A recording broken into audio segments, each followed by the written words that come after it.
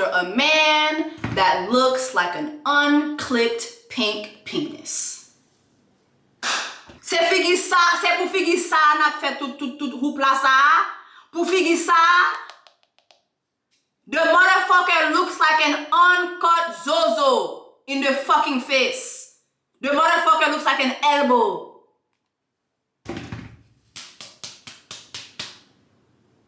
Où est ça?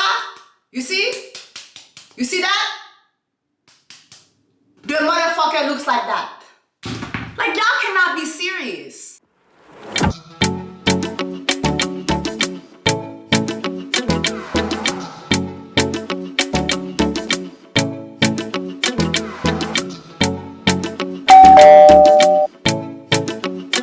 What's up, y'all? It's Jessie.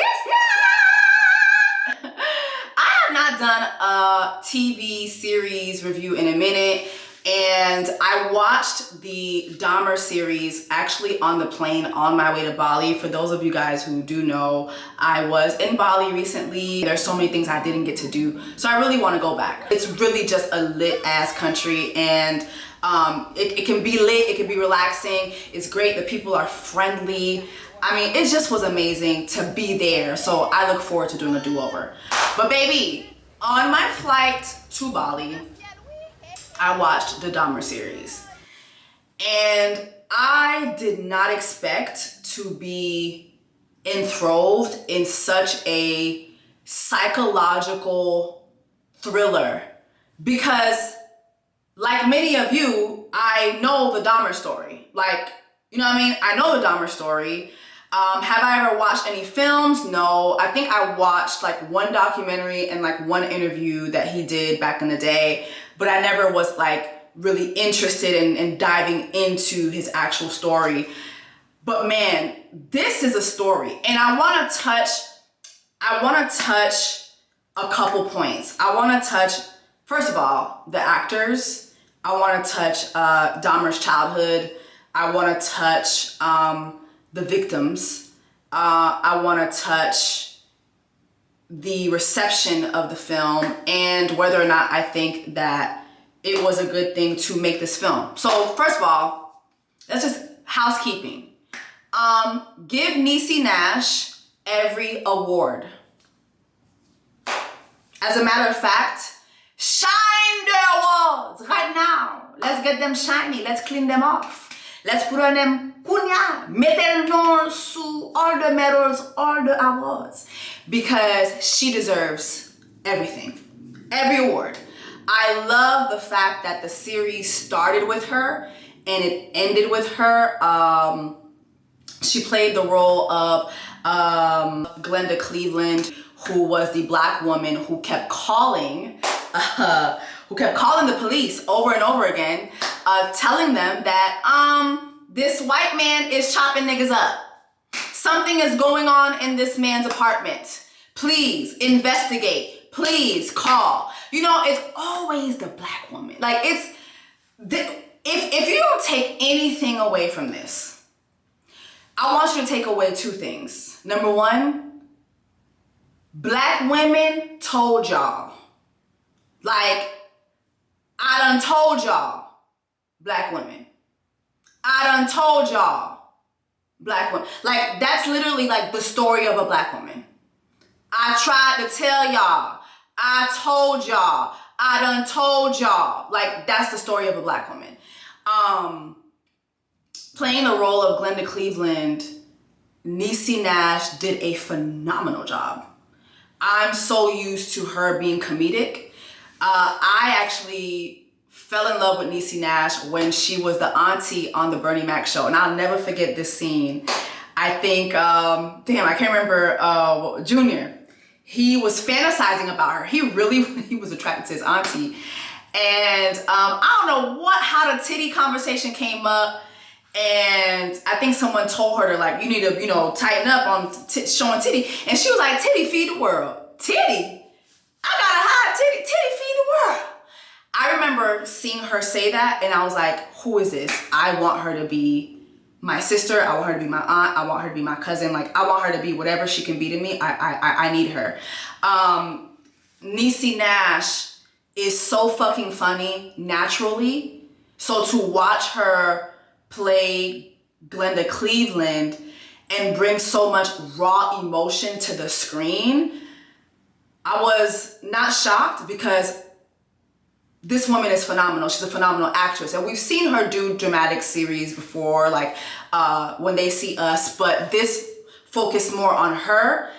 And to see her break it down, to see her break that character down and give me the drama, give me the agony, the anxiety, the tears. You know what I'm saying? Like, oh my gosh. But she still managed to give me comedy.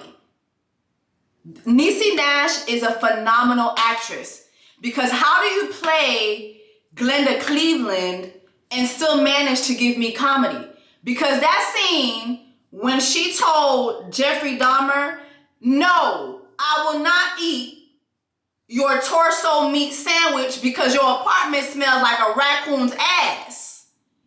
There is no way I'm gonna eat that sandwich. I'm so sorry to you. Sorry to this man. No. For her to be able to do that, give her every award. I don't want to hear it. I don't want to hear it. We will ride at dawn. We ride at dawn. Like, nominate her for courtesy, but bitch, give her the fucking award. I'm gonna let y'all know that right now. Bal award la. Parce que si nou ba bali, na boule kai epi na coupe tête. That's it. Evan Peters goes without saying, sir, I pray for your mental wellness because it takes a certain type of person, a certain type of actor to play Jeffrey Dahmer the way that you did, sir. I want you in therapy. ASAP. ASAP. So let's get into this series. Let's go into Jeffrey Dahmer's childhood. You know, it's always interesting to me when it comes to white people. You know, their childhoods are always used as an excuse for them to commit certain crimes. And, you know, so here we see the humanizing of Jeffrey Dahmer in this series. You know, the series showed his childhood. Basically, his mother was, she later found out that she had postpartum depression, but her postpartum depression lasted so long, it developed into, it actually started while the baby was still within her. So which led me to think she actually had mental illness even before that, but then having a baby, having children, you know, made it worse. And then he had a father who would teach him how to, you know, go grab killed animals and dissect them, cut them up, boil their bones, transform them into other things. I remember just watching that and thinking to myself, jail. I actually want his daddy in jail as well. Like, his daddy, chair, jail, Jail,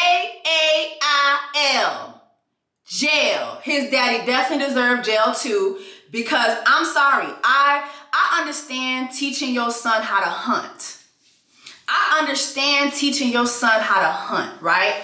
But who in the fuck is sitting in the back garage teaching their son how to dismember animals, teaching their son how to embalm and preserve and cut up organs and look at the organs and preserve the organs and boil the bones? Like, it was so crazy. As I'm watching that, immediately I was like, put this motherfucker in jail. He deserves jail. And it's, you know, when we go to the first time he killed someone, which was the hitchhiker, the white hitchhiker, the white hitchhiker, you know, when you watch the film, and I think by all accounts, it seemed like his first time killing was an accident.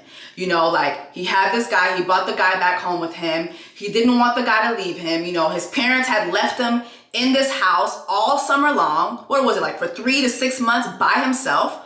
His dad didn't even visit him. His mom just left. So he's by himself in this house. He didn't want to be alone. You know, he was the weirdo at school.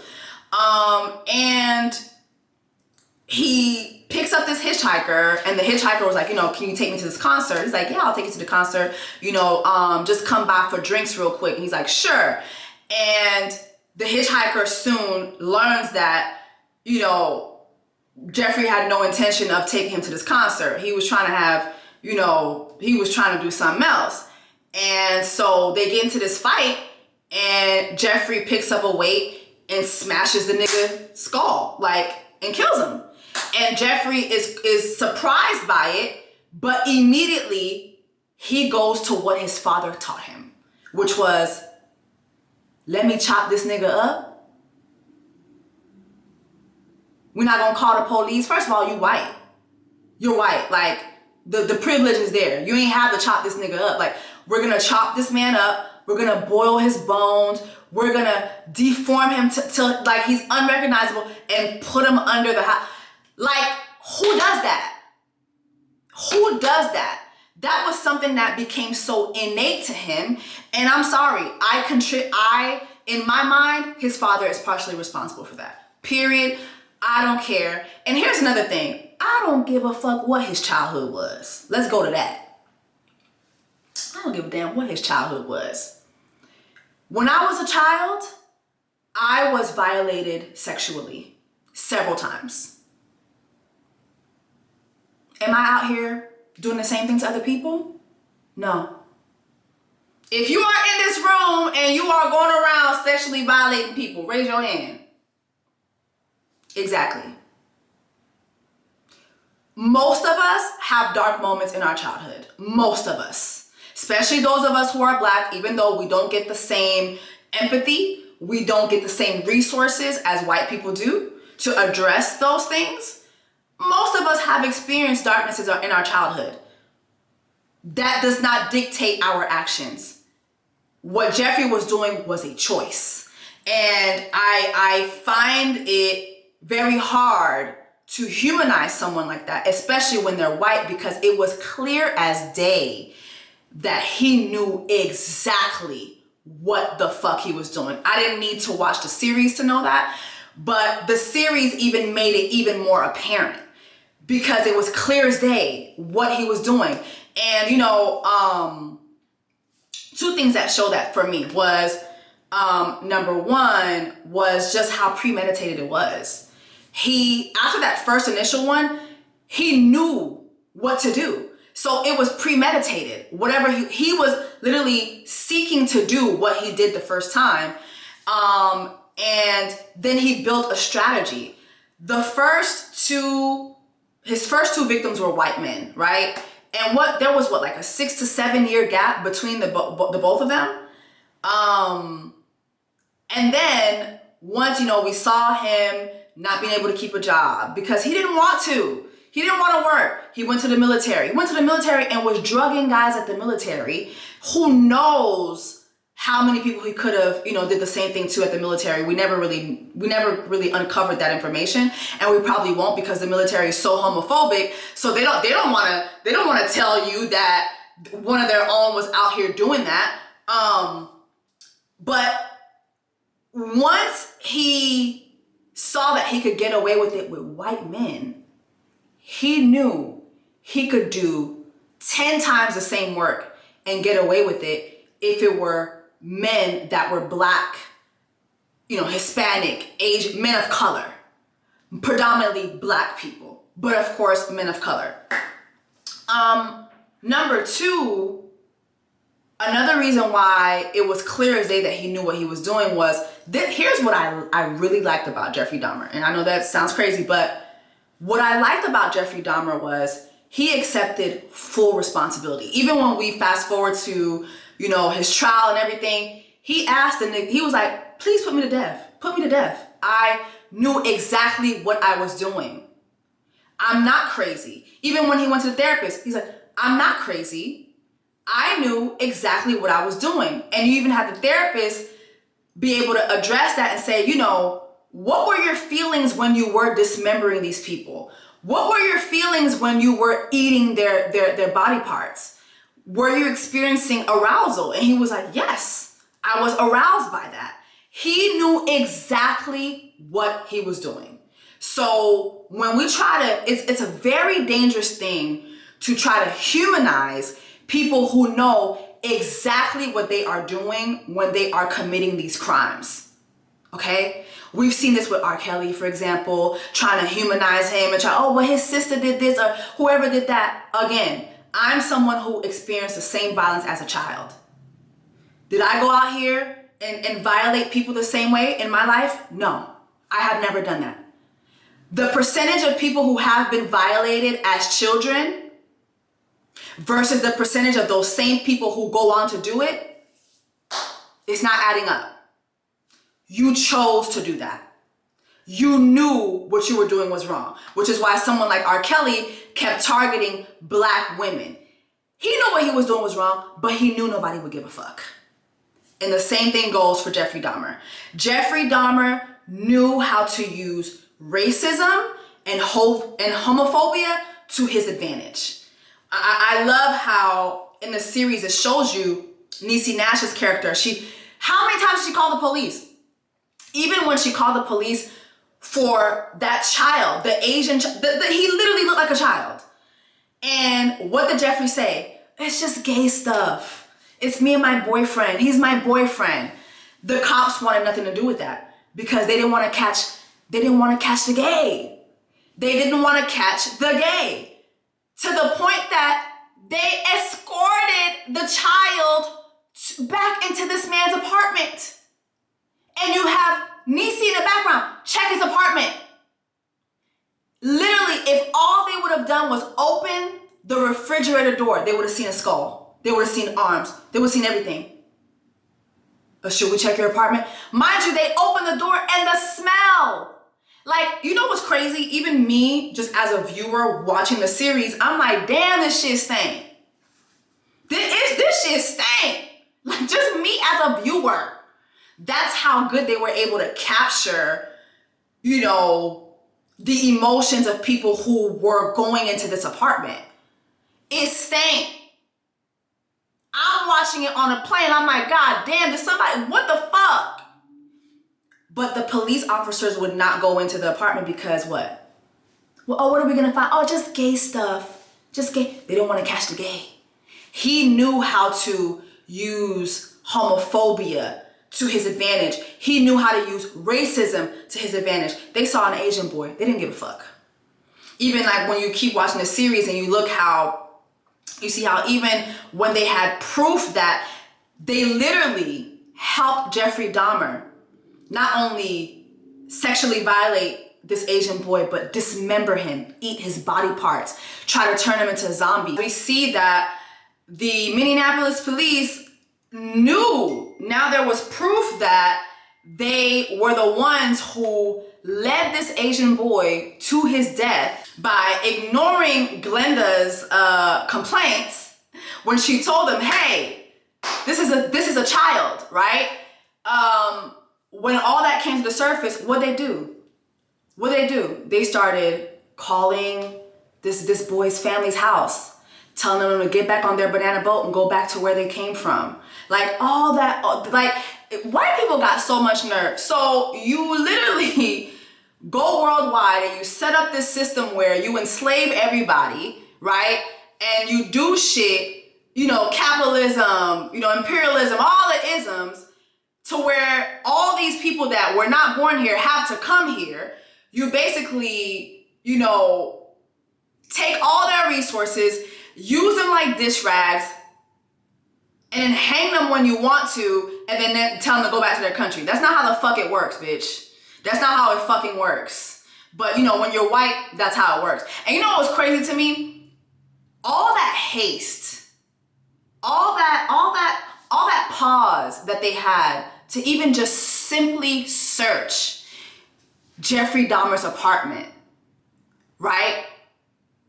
They never wanted to do that. But did you see how quick they arrested Niecy Nash's daughter, who actually is her real daughter in real life? But did you see how quick they made an arrest for that girl because that white boy said she broke his camera?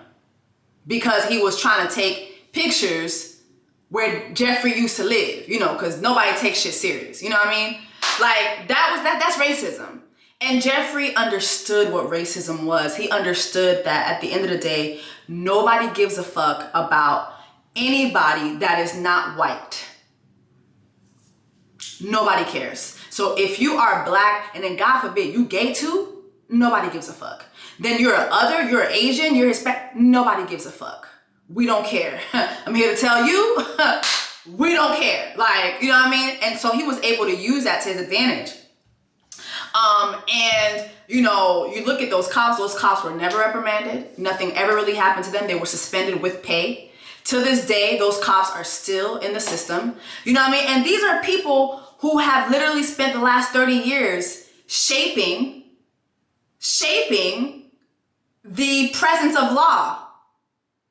Not only in that state, but just in this country, period. White men who don't give a fuck about black gays, who don't give a fuck about others, Asians, Hispanics, black and brown, they don't care. These are the people that are still sitting in places of power and who have a say-so in our communities. Which is why, you know, even now, we still gotta protest. We still gotta, like, if we're not willing to die by some shit, things never get changed. But you know, that's a whole different other story, child. Because a lot of y'all ain't willing to die for shit. Y'all like posting though, but y'all ain't willing to die for shit. Let's talk about folks who did die, the victims. First of all, that first episode of the series, I had to pause it. The actor, I think his name is Sean J. Brown. Give this man his award. I have never felt such anxiety. I had to pause this on the plane. Like, I had to pause it in the plane. Because I'm like, I had to check where I was.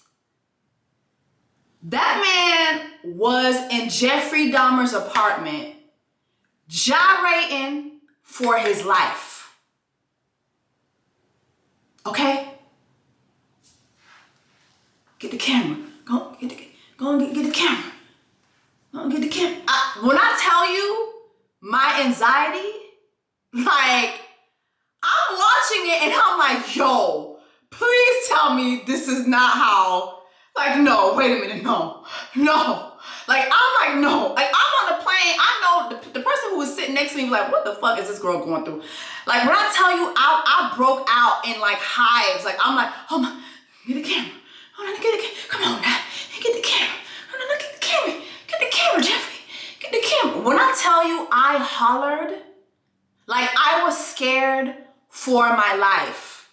Like I put myself in this man's shoes. Like, my God, would I be able to think this quick to start gyrating for my life? Like, seriously, like, would I be able to think that quick? You know what I'm saying?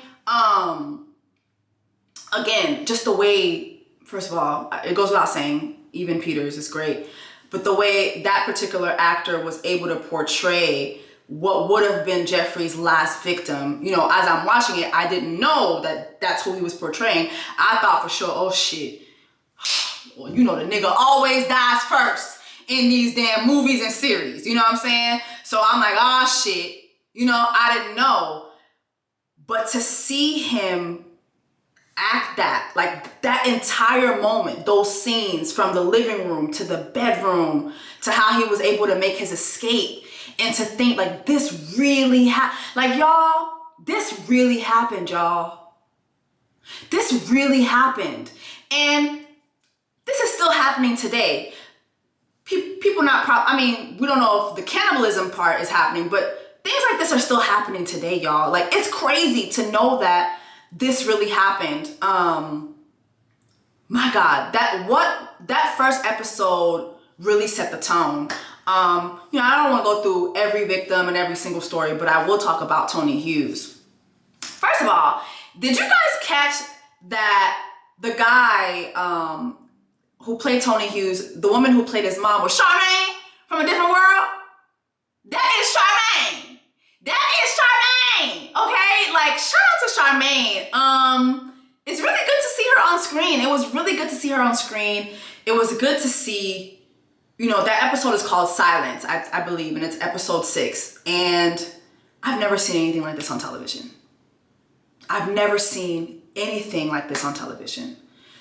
The sign language, the silence, the fact that Tony Hughes had his whole life ahead of him. He was just 31 years old, you know, and he had dreams of being a model. He knew he was deaf, but he wasn't letting that hold him down. He had big dreams, and he was willing to leave the nest, leave his home against his mother's wishes to go follow his dreams, and to see that that was the fate that he was met with, especially considering the fact that him and Jeffrey actually dated. You know, I felt like as I was watching the series, when it came to his story, I kept waiting for okay, this gonna be it. He gonna die tonight. Like, this gonna be it. He gonna die. And no, you know, he told Jeffrey, you have to earn me. He wasn't quick to go to Jeffrey's house. He wasn't quick to drink with Jeffrey. Like, he was like, no, you gonna earn me and you're gonna date me. And he really built a relationship with him. And to watch him meet the fate that he met, and to realize that his body was that same black body that we kept seeing flashing in the series. You know, did you guys realize that?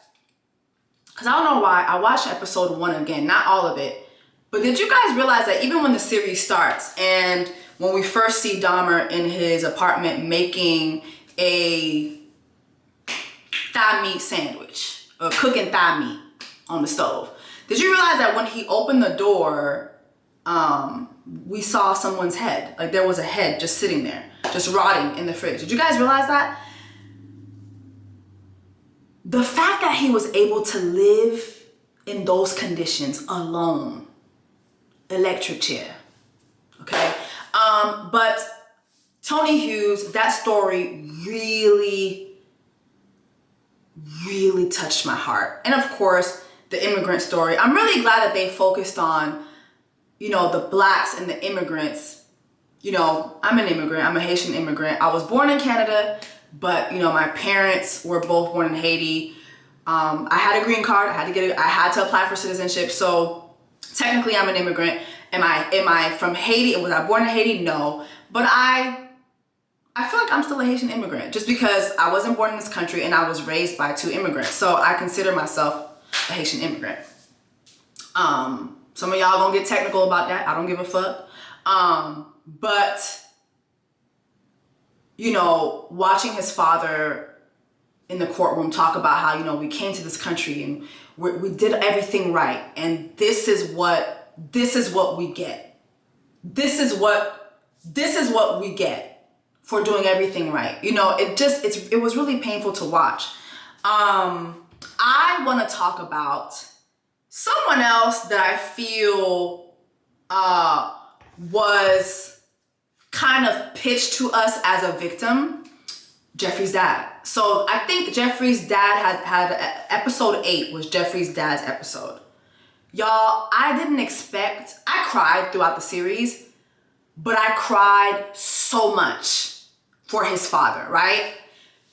And I think from the beginning of the series, I did not like his father because I felt like his father introduced dismemberment. And even though his father didn't introduce cannibalism to him, but introducing that to him, telling him how to boil bones and do all that, like, it was eventually like, what's the next thing? What's next? Someone like that is going to continue to be, you know, intrigued. And he went on to be Jeffrey went on to be a butcher, like literally learned how to do it professionally. So you had his dad teach him that. Then you had his butchery. What did you think was going to happen there? You know, like, hello. But I felt for his father because his father assumed responsibility, and his father said that even him, when he was a child, he had those thoughts, but he never acted on it. So it's like as if Jeffrey never had a chance because he had his mother that wasn't well, and he had his father, right? But then, you know, so we had this episode where we build all this empathy for him, but I was still side-eyeing his ass. And the gotcha moment for me was when we get to, you know, Jeffrey goes to jail, and now we're seeing his father, I'm gonna write a book. I'm gonna go on a book tour. I wanna help parents, and I'm getting a book deal and all this. And it's like, oh, so not only did you bring this cannibal serial killer into the world, now you wanna make money off this shit? When we're watching these other families sue and not get anywhere, not even get a settlement, not even get reasonable settlements from the police department. They can't sue civilly. All they can do is take away Jeffrey's commissary coins. But you want to sit here and make millions off this shit. Fuck you. Fuck you. And I remember when a lawyer told him, like, listen, like, every dime that you get from this book, it's going to go, most of the percentage is going to go to the families. What? But why? What you mean, but why? What do you mean, but why? And this brings me to a point why, you know, it's always funny to me. People usually do this when there was a sexual crime, and people are like, so it's a civil suit, so it's all about money. I mean, look at how long it took to get Jeffrey Dahmer in jail. Look at how long it took. And even when he went to jail, this man was doing interviews. He wasn't in the hole. He doing interviews. He cleaning up. Like, he was living good. He's just in jail. Meanwhile, all these people died. So even when we go to sexual crimes, if it took this long for a serial killer to be jailed, look at how long it takes for sexual violence, for that to bring someone to jail. Bill Cosby, R. Kelly, Harvey Weinstein, Epstein. Look at how long it takes. And even when they go to jail, they're living good. The only reason why we didn't see Jeffrey live a life of luxury behind bars was because he was poor. He didn't have no money. But even then, what started happening? Fans started sending him money. Fans were dressing up as him. He had fans. And he was saying it in jail. I got fans. He was living good. Meanwhile, my child is 6 feet under. You damn skippy. I want all the fucking coins. This is why civil suits matter, because the court of law it's still to this day does not protect, especially black and brown people. And we're not even talking, this is not even a conversation about women. That's a whole other conversation, which is why I love it. I love when people get their civil suits on. Baby, put on your best civil suit wig and get your coin from all the R. Kellys of the world, from all the Harvey Weinsteins, from all the Bill Cosby's.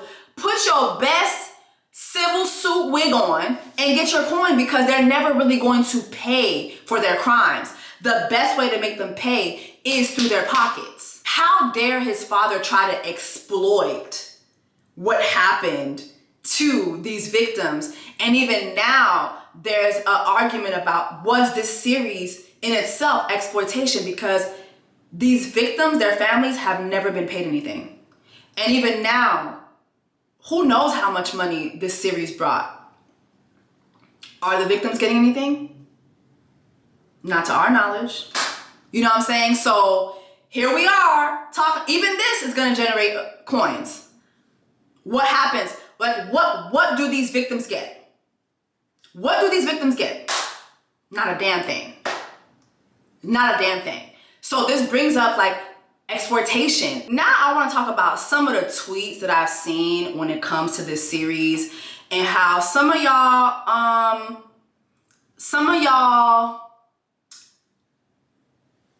went.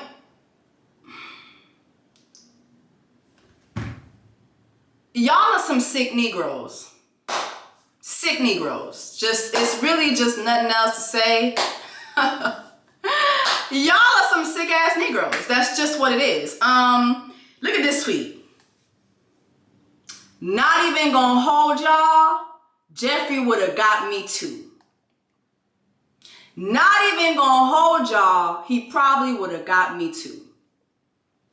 Y'all are lusting after a man that looks like an unclipped pink penis.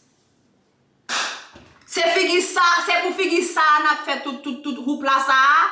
Pour figi ça. The motherfucker looks like an uncut zozo in the fucking face. The motherfucker looks like an elbow.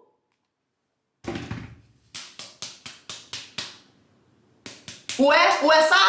You see? You see that? The motherfucker looks like that. Like, y'all cannot be serious. The white gay male gaze that has entrapped my black LGBTQ sisters and brothers, especially the brothers, I want y'all free from that. Like, I want freedom to freedom to freedom. I want to freedom for y'all. Let my people go. I need Moses to part the Red Sea again for y'all niggas. Cause y'all are lusting after Jeffrey Dahmer, who literally looks like an uncut pink penis that was stepped on by an army of people in the fucking face. Y'all can't be this low on engagement. I'm sorry. Y'all can't be this, like, how do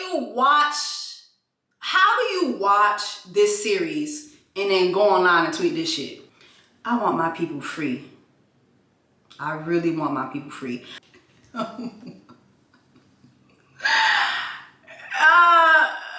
She said,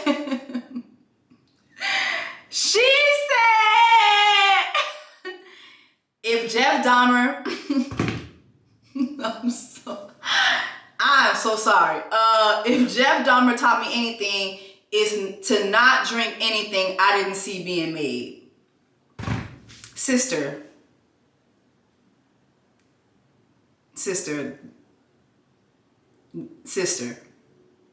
no.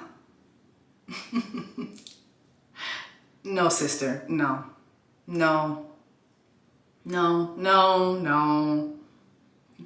No, sister, that's not it. That's not it. They taught me this back when I was like 8. Like, that's one thing I can say. Miami-Dade County schools did teach a bitch.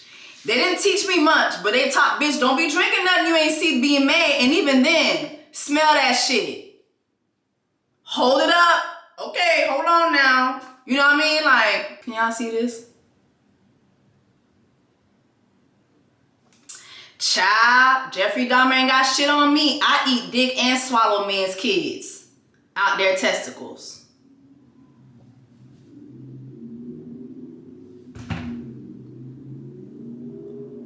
Maybe we didn't watch the same series. Maybe that's it. Maybe it's a different series going around. Is that what it is? Maybe we didn't watch the same series. We can't. There's no way. Jeffrey Dahmer could have put a pill in my ass and I still was gonna get some motherfucking money. The fuck? Ain't nobody finna go to your crib.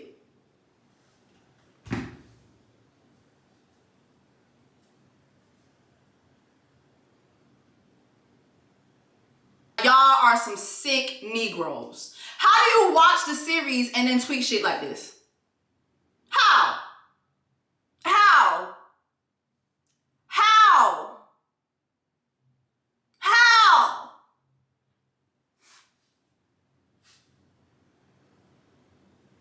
Kijan, how? Pukisa, why? For what? What do you gain from that? What is the reason? What is the reason? Pas comprendre reason. I don't understand. Finally, let's talk about, should this series even have been made? So, final point is, should this series have been made? Was it a good idea to make it? You know, I'm on the fence. Watching it was, the series itself, whether it's a true story or not, it was great. The acting was amazing. The storytelling was amazing. This is Ryan Murphy we're talking about. Ryan Murphy, something up there, just, them wheels be turning, baby. Them wheels be turning. And honestly, I would love to work with Ryan Murphy. That is like on my dream list of people to work with. However, I do feel that the response that I'm seeing, a lot of the responses, like the tweets I was just talking about, right? That makes me feel like, damn, this wasn't a good idea to do this, because it just goes to show you how humanity, just in general, does not give a fuck about